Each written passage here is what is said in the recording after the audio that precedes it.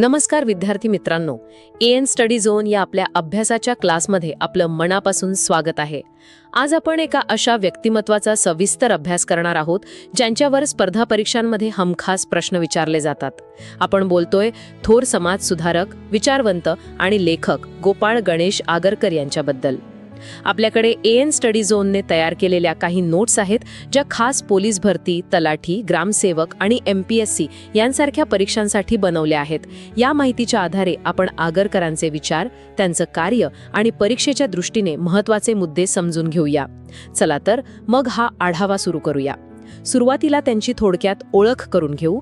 गोपाळ गणेश आगरकर यांचा जन्म 14 जुलै 1856 रोजी झाला आणि त्यांचं निधन झालं 17 जून 1895 रोजी. म्हणजे त्यांना खूप कमी आयुष्य मिळालं. त्यांचे समकालीन होते लोकमान्य टिळक आणि याच मैत्रीतून त्यांच्या सार्वजनिक कार्याची सुरुवात झाली. त्यांनी लोकमान्य टिळकांसोबत मिळून केसरी आणि मराठा ही वृत्तपत्र सुरू केली. ही एक खूप मोठी आणि महत्त्वाची सुरुवात होती. हो, पण इथेच एक रंजक भाग आहे. अच्छा. दोघांनी एकत्र सुरुवात केली असली तरी त्यांचे विचार हळूहळू वेगळे होऊ लागले. टिळकांचा भार होता राजकीय स्वातंत्र्यावर, तर आगरकरांना सामाजिक सुधारणा जास्त महत्वाच्या वाटत होत्या. हो, हा तर त्यांच्यातला मुख्य मतभेद मानला जातो. अगदी. आणि याच वैचारिक स्वातंत्र्यासाठी त्यांनी केसरी सोडलं आणि स्वतःचं सुधारक नावाचं वृत्तपत्र सुरू केलं. हा त्यांच्या आयुष्यातला एक निर्णायक क्षण होता असं आपण म्हणू शकतो. आता इथे खरी गंमत आहे. सुधारक हे वृत्तपत्र त्या काळाच्या मानाने खूपच धाडसी होतं. म्हणजे त्यात अंधश्रद्धेवर कडाडून टीका केली जायची, जातीभेदाला उघडपणे विरोध होता आणि स्त्री शिक्षणाचा तर जोरदार पुरस्कार केला जायचा. यातला सर्वात महत्वाचा मुद्दा म्हणजे या सगळ्या लेखनाचा जो पाया होता ना, तो काय होता? तो होता तर्क आणि विवेक. आगरकर कोणतीही गोष्ट केवळ परंपरा आहे म्हणून स्वीकारत नव्हते. ते प्रत्येक रूढी आणि परंपरेला तर्काच्या कसोटीवर घासून पाहत होते. म्हणजे जे बुद्धीला पटेल तेच स्वीकारायचं. बरोबर. त्यांचा असा ठाम विश्वास होता की जी गोष्ट विवेकाला पटत नाही ती समाजासाठी घातक आहे. त्यामुळे सुधारक हे केवळ एक वृत्तपत्र नव्हतं, तर ते एक विचारमंच होतं, समाजाला विचार करायला शिकवणारं. आगरकरांच्या सुधारणावादी विचारांमध्ये स्त्रियांचा आणि जातीयतेचा मुद्दा अगदी केंद्रस्थानी होता, नाही का? त्यांचा स्त्री शिक्षणासाठी प्रचंड आग्रह होता. ते विधवा विवाहाला उघडपणे पाठिंबा देत होते आणि स्त्रियांना पुरुषांप्रमाणे समान हक्क मिळावेत असं ठामपणे मांडत होते.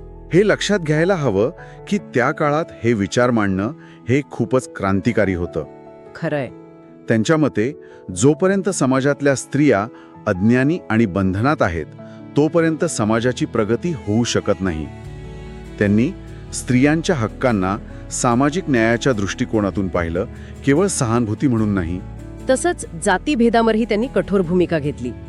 जात ही मानवनिर्मित आहे आणि मानवता हाच सर्वश्रेष्ठ धर्म आहे. हो, आणि तो आजही तितकाच महत्वाचा आहे. त्यांच्या मते जातीभेदामुळे समाज आतून पोखरला जातो आणि त्याची प्रगती खुंटते. म्हणजे माणूस म्हणून ओळख महत्वाची. अगदी बरोबर. मनुष्य म्हणून माणसाची ओळख होणं हे त्यांना जास्त महत्वाचं वाटत होतं.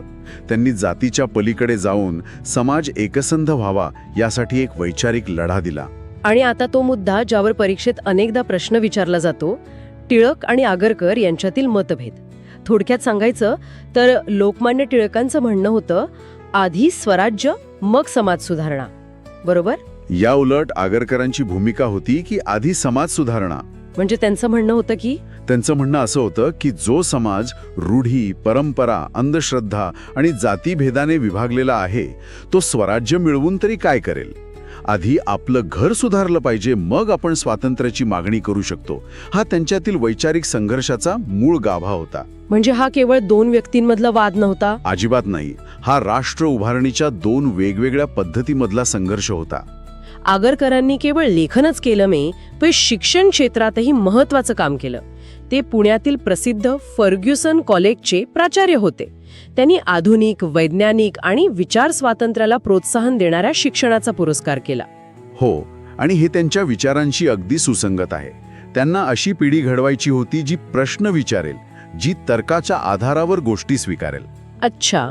त्यांच्यासाठी शिक्षण म्हणजे केवळ माहिती गोळा करणे नव्हते, तर विचार करण्याची क्षमता विकसित करणे होते. म्हणूनच आगरकर एक निर्भीड विचारवंत म्हणून ओळखले जातात. त्यांनी लोकप्रियतेपेक्षा सत्याला नेहमीच जास्त महत्त्व दिलं. त्यांचं आयुष्य कमी होतं, पण त्यांचा प्रभाव खूप मोठा आणि दूरगामी ठरला. तर या सगळ्या माहितीचा परीक्षेसाठी कसा उपयोग होईल? काही संभाव्य प्रश्न या स्रोतांमध्ये दिले आहेत. जसं की सुधारक हे वृत्तपत्र कोणी सुरू केले? उत्तर आहे गोपाळ गणेश आगरकर. दुसरा प्रश्न, आगरकरांच्या समाज सुधारणेचा आधार काय होता?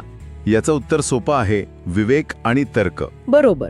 आणि सर्वात महत्वाचा प्रश्न, टिळक व आगरकर यांच्यातील मुख्य मतभेद कोणता होता? जो आपण आत्ताच पाहिला. हो, तर तो होता आधी स्वराज्य की आधी समाज सुधारणा. या मुद्द्यांवर आधारित प्रश्न पोलीस भरतीपासून ते MPSC पर्यंत अनेक परीक्षांमध्ये विचारले जातात. त्यामुळे केवळ तथ्य लक्षात न ठेवता त्यामागील विचार समजून घेणं महत्वाचं आहे. तर या सगळ्या चर्चेचा निष्कर्ष काय? एका ओळीत सांगायचा तर गोपाळ गणेश आगरकर म्हणजे विवेकावर आधारित समाज सुधारणा. अगदी. त्यांनी मराठी समाजाला केवळ माहिती नाही तर विचार करण्याची एक नवी दृष्टी दिली. आणि जाता जाता एक विचार सांगा. आगरकरांचे विचार आजच्या काळातही तितकेच महत्वाचे आहेत. आज आपल्या आजूबाजूला माहितीचा प्रचंड भडीमार होत असताना कोणतीही गोष्ट स्वीकारण्यापूर्वी तिला तर्काच्या आणि विवेकाच्या कसोटीवर घासून पाहण्याचा आगरकरांचा विचार आपल्याला काय शिकवतो?